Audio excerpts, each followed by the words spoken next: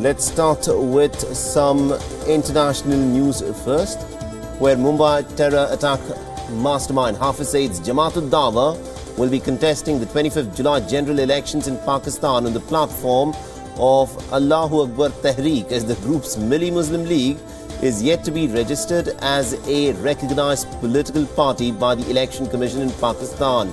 The Jamaat-ud-Dawa is a front for the Lashkar-e-Taiba militant group that carried out the deadly 2008 Mumbai terror attack. The Jamaat-ud-Dawa launched its political front, the Milli Muslim League, but it has not yet been registered by the Election Commission in Pakistan.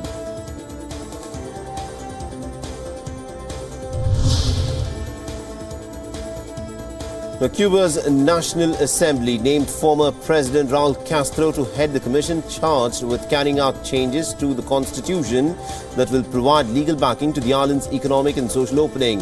Now, the nomination of Castro also adds to signs that the presidential handover in April to the 58-year-old Miguel Diaz-Canel does not herald a sweeping change to the island's one-party socialist system, one of the last in the world.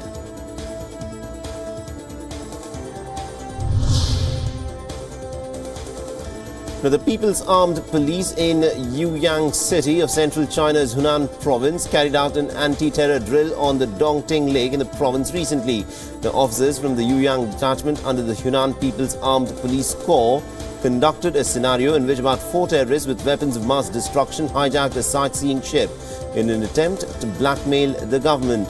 Now, the Special Operation Unit's officers rushed to the scene of hijacking after receiving an order from their authorities.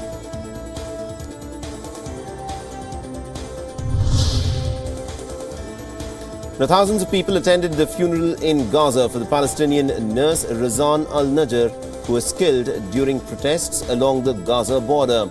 Her body was wrapped in a Palestinian flag and was carried through the streets on a stretcher by the mourners. Health officials and also witnesses said that the Israeli forces had shot dead the 21-year-old volunteer nurse as she ran towards the border fence east of South Gaza city of Khan Yunis in a bid to reach a person who had been injured.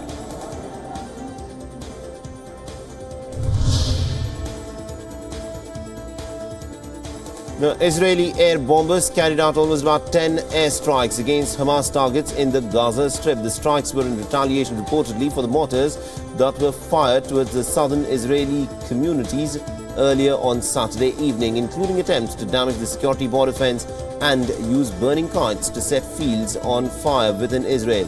At least about 4 projectiles were fired from Gaza at Israel, the Israeli military said in a statement, adding that 3 were however intercepted and 1 fell short.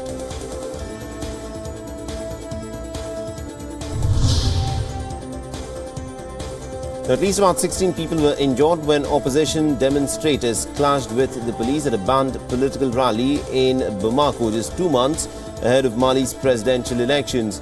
The police attempted to break up a rally of several hundred people outside the headquarters of the Democratic Alliance for Peace by firing tear gas and also beating demonstrators with batons.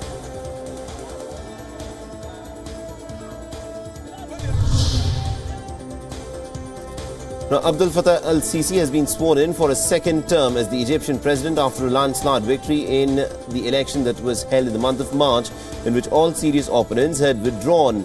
Helicopters buzzed over the former military chief's motorcade as it approached the parliament, while his speech was followed by a 21-gun salute and also applause by lawmakers.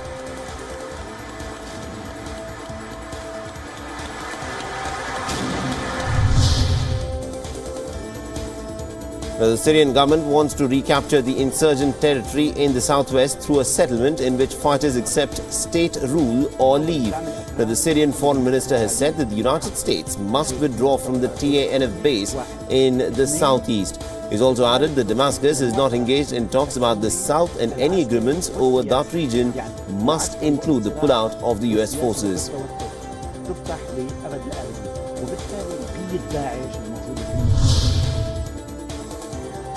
Hundreds of protesters marched over the Brooklyn Bridge in New York against gun violence organized by the group Youth Over Guns. The march is also led carrying a white coffin and chanting "No justice, no peace." The organizers say that the march was meant to call for gun control on a national level but especially in communities of color, which they say are especially plagued by gun violence.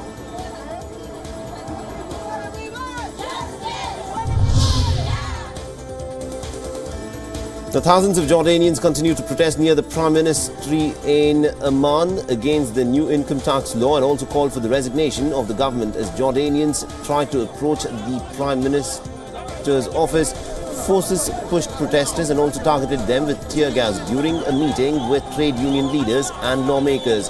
The Jordan's Prime Minister on Saturday has refused to scrap an IMF-backed tax reform bill that has sparked protests over price hikes.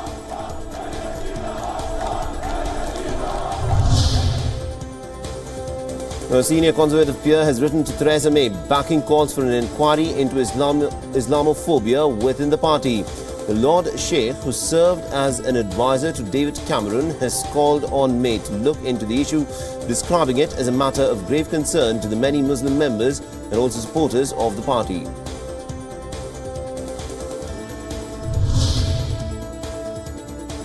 Saudi Arabia's King Salman has threatened to take military action if Qatar installs a Russian air defense system.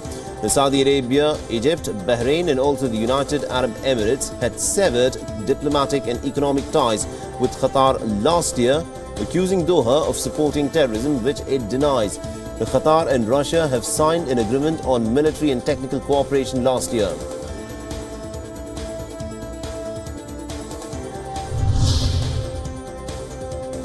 Thousands of people gathered in the streets of Rome to celebrate the installation of Italy's new populist government. Now, the attendees came from all over Italy to celebrate, excited to finally see their representatives from the anti-establishment five-star movement at the highest levels of the government, which was formed after the creation of a coalition with the far-right League Party.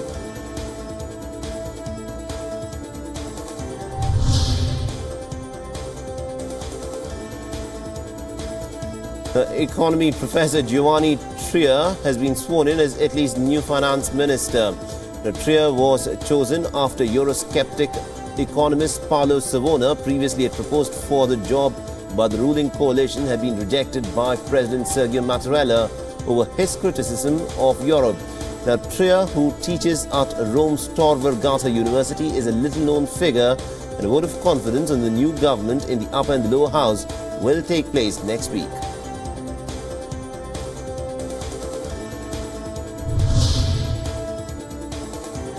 The Italians are marking the anniversary of the founding of their republic with a pomp-filled military parade and also the first official outing of its populist government installed after a 3-month political crisis. Italy's famed aeronautic acrobatics squad flew low and loud over the downtown Rome area, trailing smoke in the red, white and green colors of the Italian flag.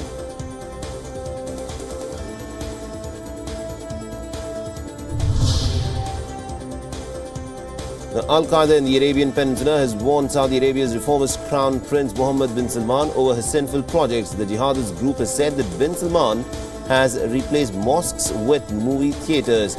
Prince Mohammed has spearheaded a string of policy changes in the ultra-conservative Saudi kingdom, including reinstating cinemas and also allowing women to drive.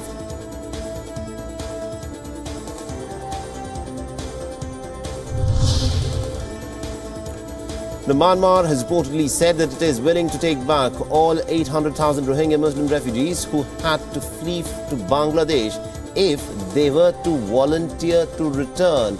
Since August 2017, as almost about 800,000 Rohingya Muslims have fled after a military crackdown in the mainly Buddhist Myanmar. Many reported killings, mass rape and arson on a very large scale. The United Nations and also aid agencies have described the violence on the Rohingya Muslims as a textbook example of ethnic cleansing, which is an accusation that Myanmar refuses to accept.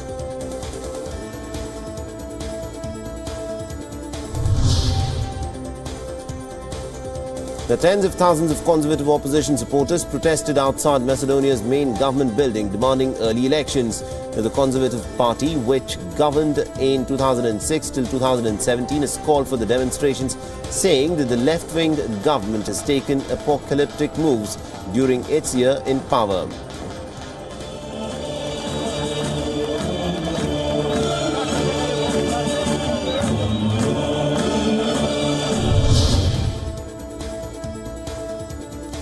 The G7 finance ministers clashed with their US counterpart over Washington's decision to hit their countries with steel and aluminium import tariffs. The Canadian finance minister Bill Morneau has said that the Americans have decided to take action that's not at all constructive.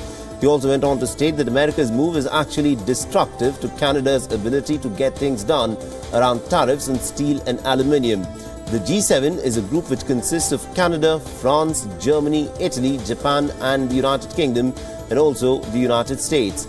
Now, these countries, with the 7 largest advanced economies in the world, represent more than 62% of the global net wealth.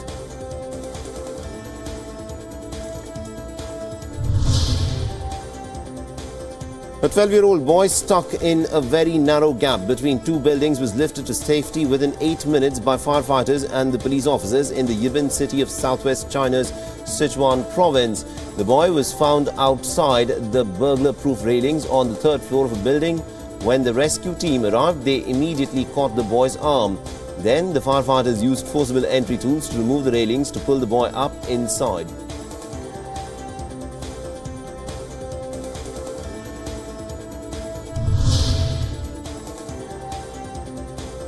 As lava continued to pour vigorously out from the ground through the fissures at the foot of the Kilauea volcano, the month-old eruption on Hawaii's Big Island has entered a new, seemingly calmer phase inside the summit crater. But experts monitoring and measuring Kilauea's every move during the past 4 weeks have hastened to add that the latest change in the volcano's behavior actually leaves them uncertain about what will follow from now on.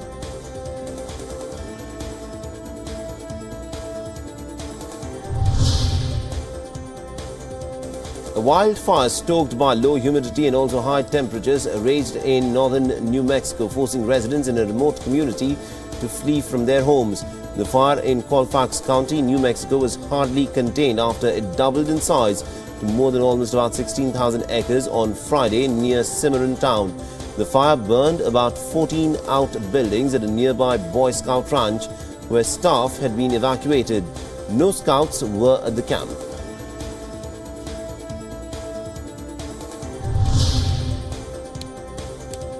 The skeleton of the 150-million-year-old dinosaur found in the United States will be sold at an auction near Paris on Monday. The species, unknown to date, is estimated to be worth almost about 1.8 million euros, and part of the funds will be donated to the associations including Sea Shepherd at the request of the current owner, while the rest will go towards further excavations.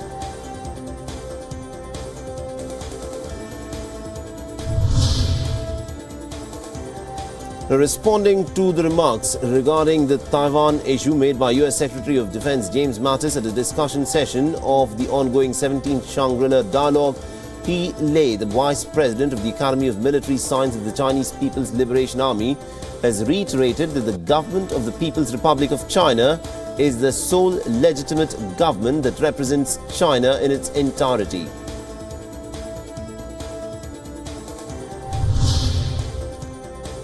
The British actor Benedict Cumberbatch, known for his portrayal of fictional crime fighter Sherlock Holmes and also comic book superhero Doctor Strange in the Marvel movies, has been hailed a hero for chasing away 4 assailants as they mugged a cyclist in London. The Cumberbatch jumped out of his taxi and then ran to the aid of the man working for a food delivery company, Deliveroo, as he was set upon by the muggers.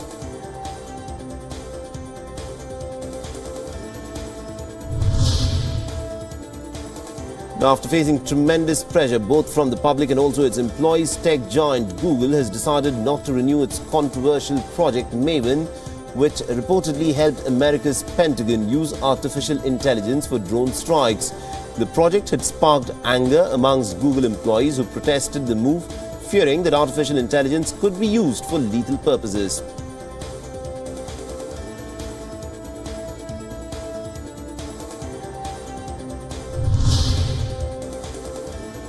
The farmers across several states in northern India threw vegetables and also spilled milk on the road as a mark of protest demanding a fair price for their crops. Farmers across the states of Punjab, Madhya Pradesh, Gujarat, Maharashtra, Rajasthan, Uttar Pradesh and Haryana have begun a 10-day nation strike that has now entered into its third day to demand fair prices for their crops, a one-time waiver of loans, and also the implementation of the recommendations of the Swaminathan Commission report, the National Commission on Farmers.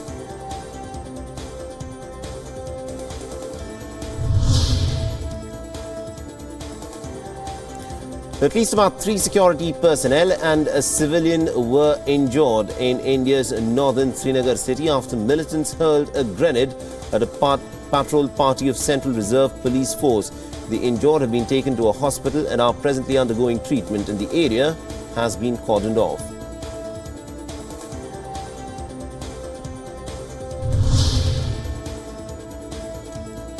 As many as about 38 Indians are stranded in and around the Socotra Islands in Yemen after a cyclone hit the area, and also the Indian Navy has launched an operation to rescue them. The naval spokesperson has said that INS Sunaina, which was deployed in the Western Arabian Sea, is now heading towards the Socotra Islands for humanitarian aid and disaster relief operations.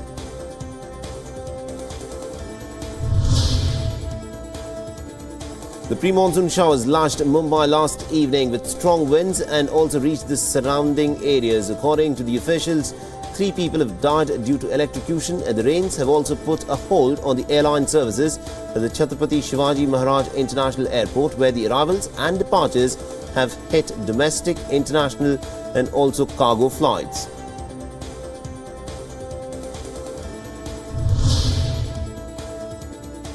The Bollywood superstar Salman Khan's brother and actor Arbaz Khan appeared before an anti-extortion cell in India's western Thane city to record a statement after a bookie mentioned his name in connection with betting in the Indian Premier League. Reportedly, a betting racket was busted by the anti-extortion cell recently, which led to the arrest of 6 accused, including Sonu Jalan, who is believed to be one of the top bookies in the case.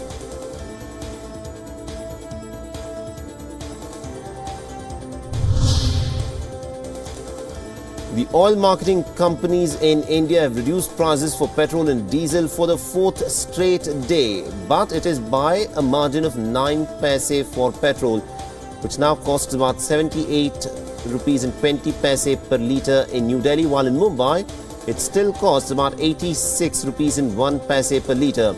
In Kolkata and Chennai it costs about 80 rupees 84 paise and 81 rupees and 19 paise per litre respectively. The prices have started scaling down after 16 days of relentless price hikes that followed lifting of a nearly almost about 3-week hiatus on price revision just before the Indian state of Karnataka had gone to polls.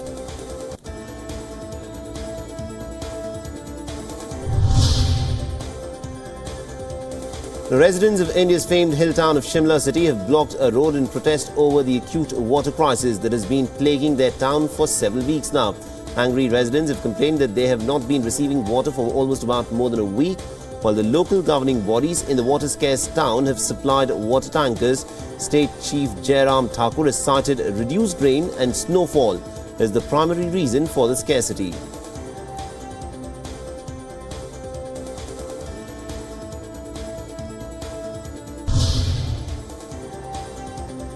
Alright, let's also now take a quick look at some news from the world of entertainment, and it is US President Donald Trump who's now called for American comedian Samantha Bee's firing on Friday following a vulgar remark that Bee had reportedly made for Ivanka Trump on her late-night show. And this comes just days after actor Roseanne Barr's show was called off air on account of a racist tweet by the actor that had referred to an Obama administration official as an ape.